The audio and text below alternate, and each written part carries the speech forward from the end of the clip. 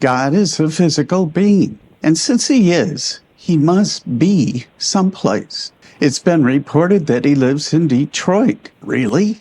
Let's see if that's the case. Some people believe that Genesis is literal history. When it says God made the universe in 6 days, it strictly means 6 24-hour days. But if you believe that, you must also believe God is physical. Why? Because it also says he walked, talked, and breathed regarding Adam and Eve in the garden. He had to have a body or a physical presence to do those things. For example, in Genesis 2:7 it says, "The Lord God formed man from the dust of the ground, and breathed into his nostrils the breath of life, and the man became a living being." Since breathing is physical, and God breathed, he is physical. Thus he has to live someplace. Maybe it's in Detroit or even on Mars. But I think that is ridiculous, because he's spiritual and Genesis isn't literal. When it talks about his breath, it means something else. I don't think he lives in Detroit or his breath was of the natural world. So if it wasn't physical, what was it? What did he breathe into Adam?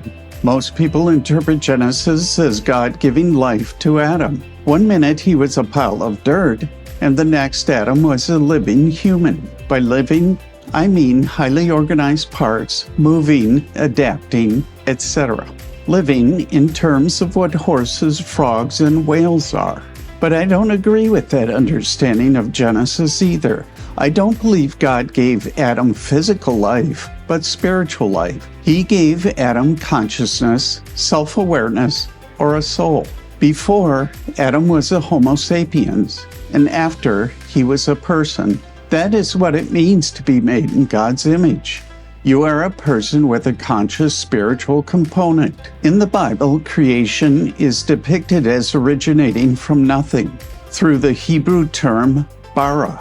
However, reporting Adam's creation, the word Yer is used. It has the connotation of modifying something that already exists. For example, you would use Yer when an artist adds paint to a canvas to create a picture. Likewise, the Bible uses the word when God attached a spiritual component to Adam's body, making him a human being. This is why science has such a hard time with you as a whole. It provides a lot of facts about your bara created body.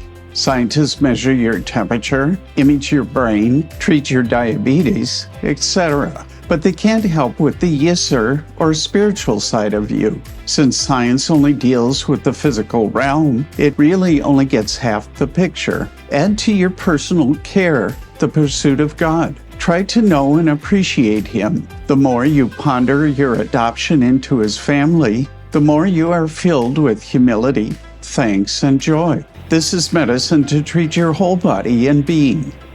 Please click the thumbs up icon if you like this video.